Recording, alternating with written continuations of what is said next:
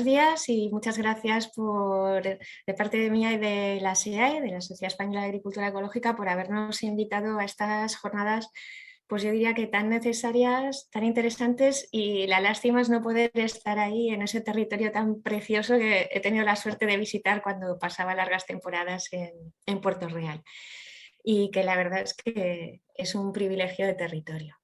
Como verme la cara no es muy divertido, quería compartir pantalla y no me lo está permitiendo. A lo mejor el anfitrión me lo puede permitir. Sí, lo voy intentando y mientras voy empezando, porque sé que vais mal de tiempo, luego estaremos todos deseando el café. Pues bueno, simplemente empezar explicando que nos encontramos ante, como ha explicado ya bien Antonio, en el caso del río Guadalete, nos encontramos ante una situación casi de emergencia, y esa misma situación la estamos padeciendo a nivel mundial. Estamos en una crisis a todos los niveles, una crisis alimentaria, una crisis social, una emergencia climática, y nos toca a todos empezar a participar o contribuir a acabar con esa crisis, o al menos a paliar lo máximo posible los efectos que tiene esa crisis. Veo que me sigue sin dejar compartir, así que voy a hacerlo así hablando, ¿de acuerdo? Bueno, pues tenemos una crisis de, como he dicho, Perdona, sí. Aina, ¿tú sabes cómo se permite eso para lo de compartir pantalla? Creo que me tienes que hacer co-host, o sea, cuando te vas al lado ¿Hospedador? sí, co-hospedador, sí, Vale, eso. vale. Con esa forma, de esa forma sí que ya... Uy. Mira de ahora. Bueno, ahora no me sale ni la opción. Ahora sí, ¿vale? Perfecto. Yo creo que sí. Es que yo creo que lo veis bien ahora, ¿no? Creo que es mejor ver a la presentación que verme a mí todo el rato. Bueno, como os decía, estamos ante una serie de crisis globales y hay que empezar a actuar, y desde el campo que nos afecta, pues también nos enfrentamos a otro tipo de crisis, que es que tenemos una limitación no solo está la limitación de los combustibles fósiles, que de eso se habla bastante, sino que también tenemos una serie de limitaciones de acceso a diferentes productos, sustancias que el actual modelo alimentario está muy basado en ellos. Como ya sabemos, tenemos un cambio en la distribución de las lluvias, un cambio en cuanto al clima, tenemos unas masas de agua amenazadas y a veces incluso sobreexplotadas.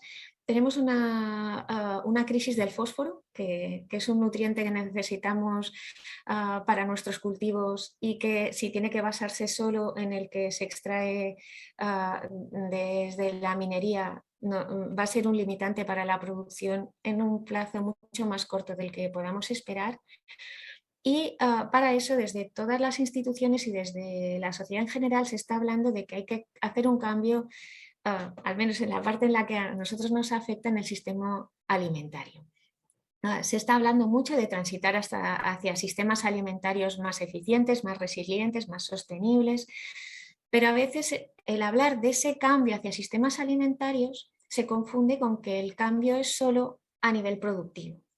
El cambio de nuestro sistema alimentario tiene que ser un cambio de modelo de alimentación en el que todos tenemos nuestra parte de participación. No podemos trasladarle al sector agrario toda la responsabilidad para que lo haga, y como consumidores también tenemos que asumir la parte de responsabilidad que nos corresponde, y como administraciones también. Yo creo que los problemas que nos ha acarreado el actual sistema alimentario, que no solo es el modelo productivo, es que por una parte, ha aumentado la disponibilidad de alimentos, pero a la vez estamos desperdiciando un tercio del alimento que se produce. Y eso tiene un impacto sobre el sector agrario, porque tiene que asumir esa parte que no se comercializa, y un impacto a nivel global, porque estamos consumiendo una energía que luego es para tirarla. El modelo agrario actual está muy basado en el consumo de energía, en un extractivismo, una extracción de nutrientes del suelo, tiene un impacto sobre el aire, sobre el agua. Ya lo he explicado perfectamente, mejor no podría explicarlo, pues lo ha explicado antes Antonio. También estamos sufriendo una pérdida de biodiversidad, una biodiversidad que en general nos resultaba muy beneficiosa en el sector agrario, porque nos ayudaba a controlar parte de las plagas. Eso no es un mito. Si en un campo de cultivo solo tenemos aquello que es atractivo para quienes van a competir por nosotros con ese alimento, por ese alimento, pues como que se lo estamos sirviendo en bandeja a las plagas. Entonces, esa pérdida de biodiversidad no es una cuestión solo ambiental, sino que también es una cuestión que afecta a la productividad de nuestros cultivos. También hemos incrementado la emisión de gases de efecto invernadero por el hecho de estar arando y mandando CO2 a la atmósfera, que no está siendo aprovechado a nivel de suelo, por el sistema, por el total, el global del sistema productivo que tenemos. Y también está teniendo impactos negativos sobre la salud y el medio ambiente. Solo un pequeño dato que a veces no se comenta mucho, que es que en Francia ya se ha reconocido el Parkinson como enfermedad laboral del sector agrario. Como que por el hecho de trabajar en la agricultura ya tuviéramos que aceptar que no es que vamos a tener un dolor de lumbares, sino que nos estamos exponiendo a una enfermedad tan grave y tan irreversible como es el Parkinson.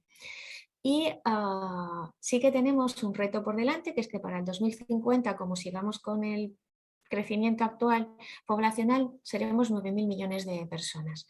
Pero en estos momentos, un tercio de la población está sufriendo hambre y un tercio de la alimentación se está tirando. O sea que, como decía, no es un problema. El error del sistema es a nivel global, no es solo a nivel productivo. Bueno, hay posibilidades para revertir esos impactos, y las administraciones y las instituciones se están intentando poner al día, al menos en lo que se refiere a acuerdos.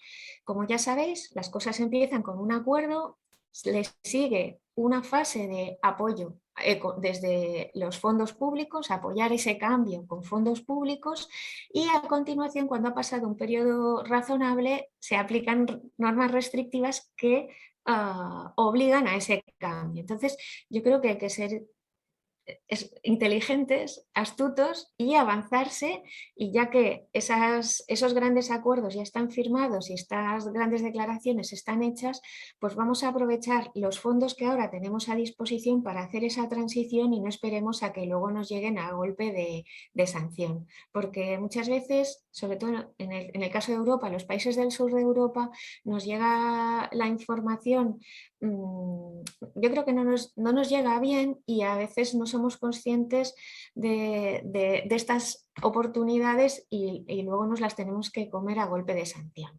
Entonces hay que relocalizar los sistemas alimentarios, buscar otra vez esa conexión entre el consumidor y el productor, buscar precios justos para todos, y empezando por quienes están produciendo los alimentos, asegurar el acceso a la tierra. Se ha comentado al principio de esta jornada que la tierra tiene que ser para producir alimentos, porque eso es lo más necesario que tenemos. Necesitamos agua, aire y alimentos, eso para vivir.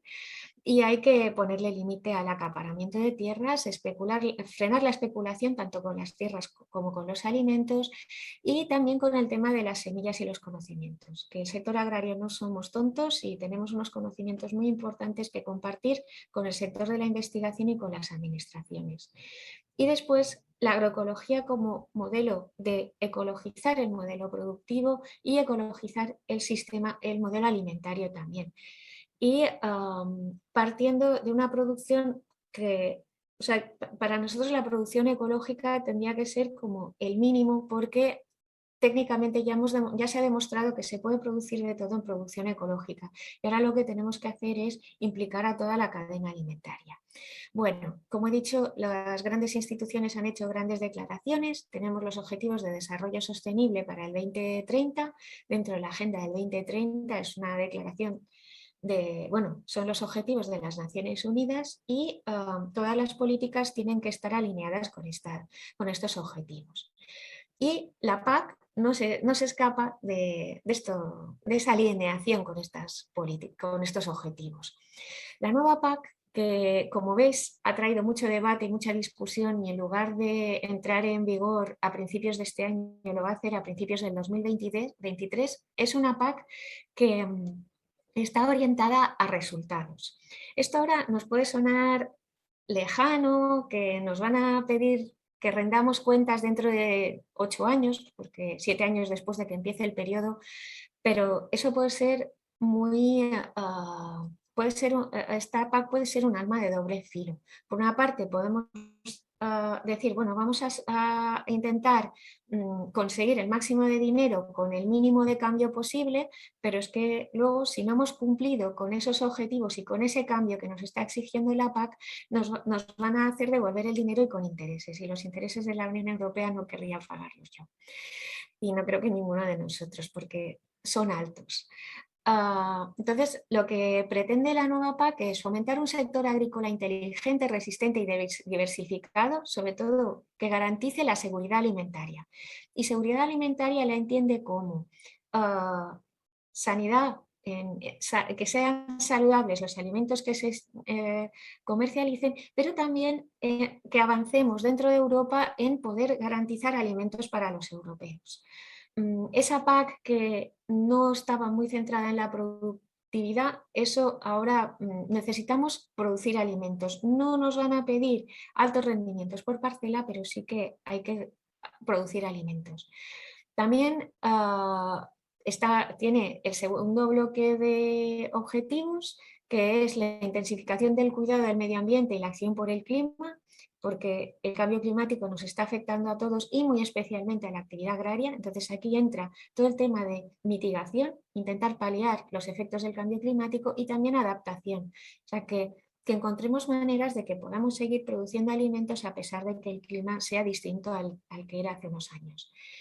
Y el tercer bloque es fortalecer el tejido socioeconómico, sobre todo en las zonas rurales y del sector agrario.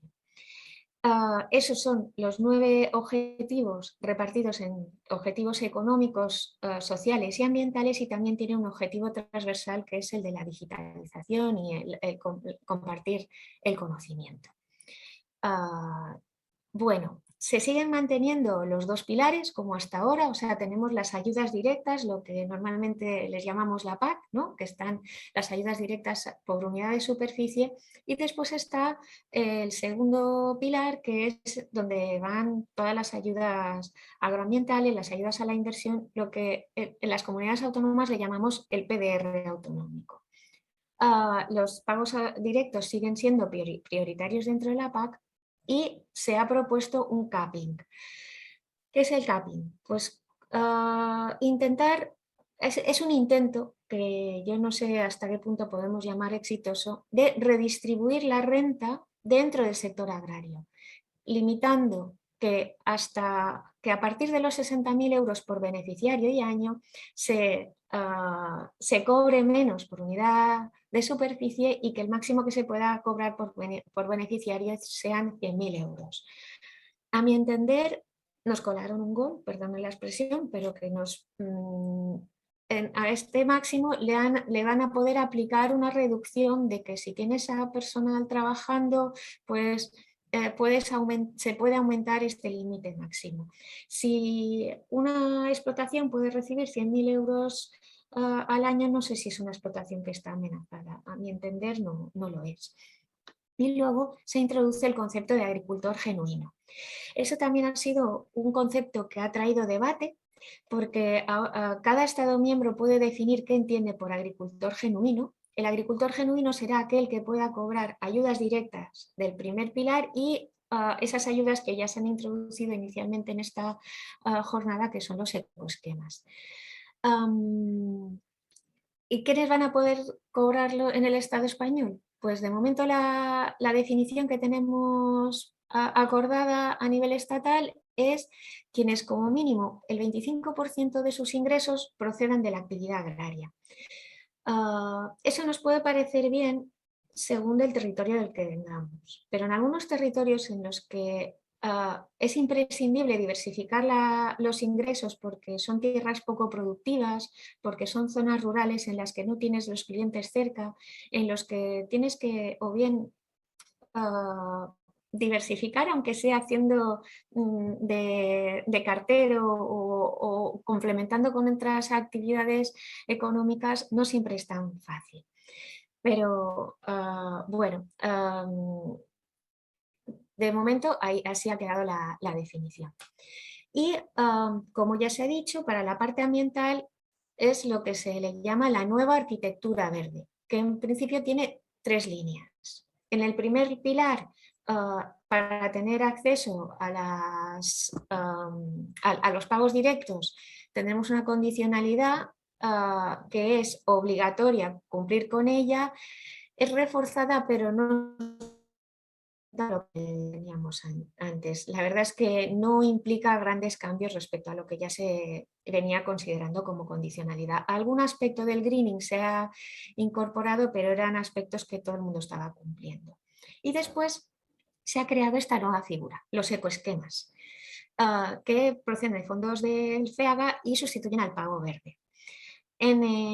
Ahora entraremos un poco más en detalle en la propuesta de ecoesquemas que se ha hecho a nivel estatal. De momento, todavía, como ya se ha comentado al principio, está en debate, pero serían unas ayudas que se cobrarían anualmente en base a cumplir uno o en algún caso pueden ser 2 criterios de los que está proponiendo el Ministerio. Y después también la arquitectura verde tiene otra tercera línea que no es para nada despreciable, que es en el segundo pilar. Ahí están los compromisos para el ambiente y el clima. Ahí son fondos FEADER, y ahí no solo están las ayudas agroambientales, que las que más conocemos son las del mantenimiento y la conversión a la producción ecológica, por ejemplo, o a producción integrada. No solo están ese tipo de ayudas vinculadas a un modelo productivo, sino que también hay ayudas a la estructuración del sector, a lo que se llama multiactor, en la que ahí sí tenemos una oportunidad a nivel territorial para implicar a todo el sector consumidor de nuestro entorno, a toda la sociedad, incluso para reforzar esos fondos públicos con fondos privados o con colaboraciones de nuestra sociedad, para que realmente ese cambio sea asumido por parte de todas.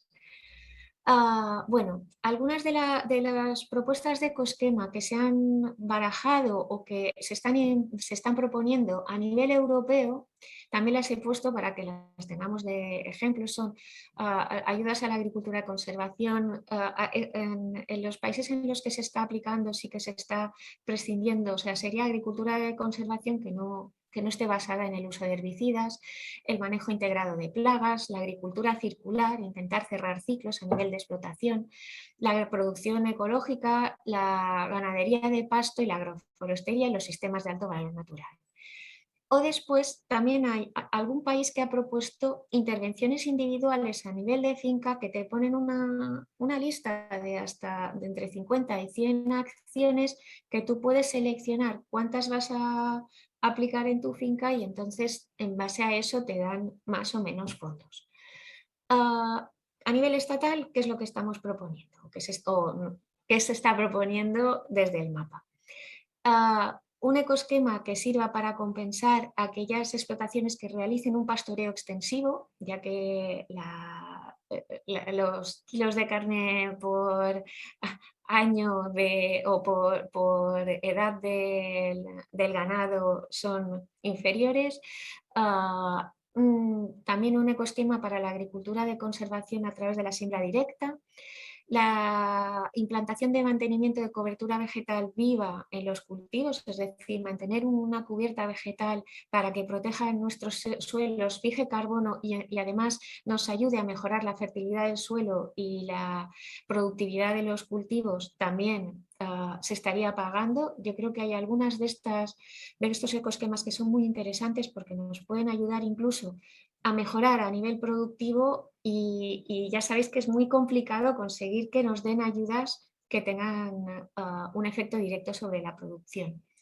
La incorporación, lo que se dice la cobertura muerta, que sería incorporar al suelo restos de poda de cultivos leñosos, sobre todo en superficie. Hacer una siega sostenible de los pastos para asegurar tanto cobertura vegetal como el tema de respeto de zonas de aves esteparias. El fomento de rotaciones con cultivos mejorantes, sobre todo leguminosas, que eso también nos puede contribuir a la productividad de nuestra explotación. Esos corredores multifuncionales o biológicos, esas islas de vegetación que nos va bien conservar dentro de las explotaciones y que nadie nos pagaba hasta la fecha para que los mantuviéramos en buen estado, pues también sería un ecoesquema y por ahí se podría recibir fondos.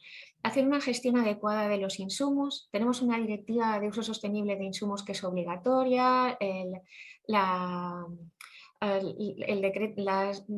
las normas de zonas vulnerables de nitratos también son de obligatorio cumplimiento y no nos pueden pagar por cumplir con eso, pero hacer buenas prácticas que vayan un poco más allá sí que se pueden pagar. Y después el pastoreo rotacional, es el otro ecoesquema. Estos son los ecoesquemas que de momento ha propuesto el mapa y que en estos momentos desde las comunidades autónomas se pueden hacer propuestas. Una cosa que me gustaría recalcar aquí es que las ayudas del primer pilar, ya sean las ayudas directas o los ecoesquemas, son fondos europeos con fondos estatales. Y se van a convocar de forma horizontal igual o equitativa al menos en todo el territorio del Estado español.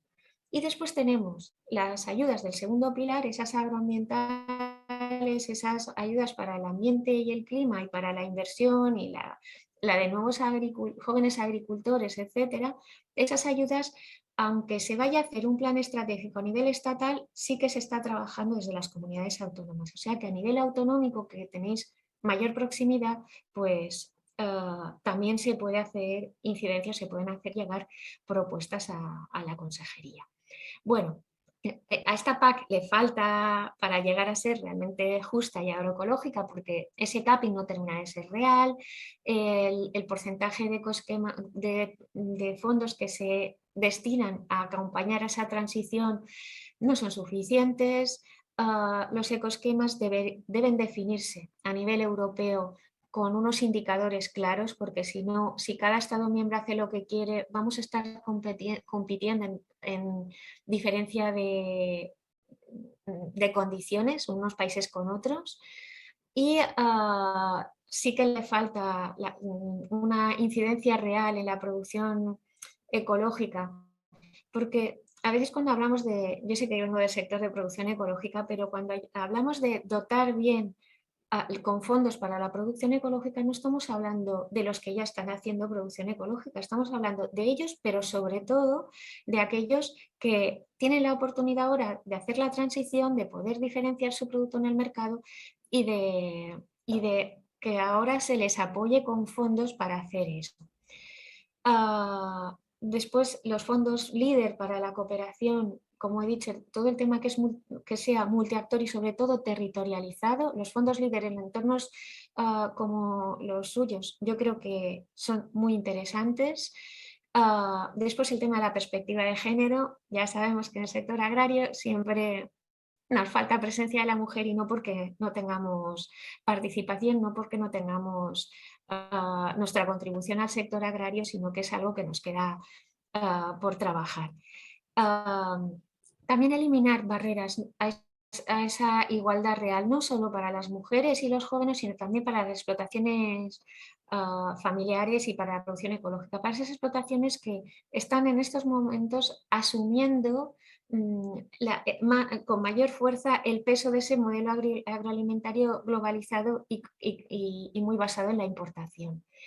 Y después que haya apoyo a los municipios. Ya me estoy casi quedando sin tiempo, solo comentaros que el nuevo Pacto Verde Europeo con la estrategia del campo al plato, de la granja a la mesa, que se le llama de diferentes formas, y la estrategia de biodiversidad hacia el 2030, que las tres están muy relacionadas, hablan de que Europa quiere, de cara al 2030, tener un 25% de la producción de la superficie agraria útil que es en producción ecológica, que haya una reducción sustancial del uso de fitosanitarios, que por lo que hemos dicho, problemas ambientales, pero muy sobre todo por problemas de salud que están sufriendo las personas que están trabajando en el campo. Y en estos momentos hay fondos para poder hacer esa transición. Unos son los fondos de la PAC y otros son los fondos que se llaman de rescate o de Next Generation. Y también Europa ha sacado el Plan de Acción Europeo para la Producción Ecológica, y entre las 23 medidas que establece para avanzar en todos esos aspectos, no solo de cara al sector ecológico, sino también de cara a acompañar al resto del sector agrario para que pueda tener más fácil esa transición, que todas las lecciones aprendidas se le puedan transferir, entre otras medidas como la que puede haber esa transferencia de conocimientos de agricultores que ya han pasado por esa conversión y saben cómo hacerlo y qué errores no hay que cometer. También incluye medidas como los biodistritos o ecoterritorios o ecoregiones. Y esto es una figura en la que se trabaja a nivel municipal o de conjunto de pequeños municipios para ir dinamizando el consumo agroalimentario local, evidentemente basado en producción ecológica, que por eso se llaman eco, pero que es una figura muy interesante para activar ese consumo local, y también en entornos o vinculados a bancos de tierras o a parques agrarios, como lo que...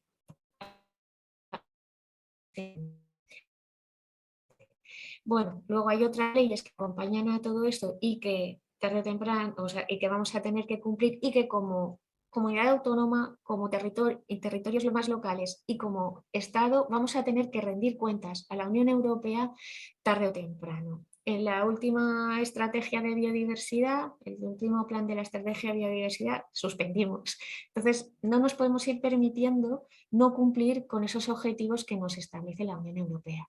Bueno, aquí hay una serie de enlaces y que yo creo que pueden ser de vuestro interés. Yo he compartido la presentación en PDF, la podéis... la organización tiene todo mi permiso para compartirlo con vosotros y vosotras, y no me voy a poder quedar al debate primero.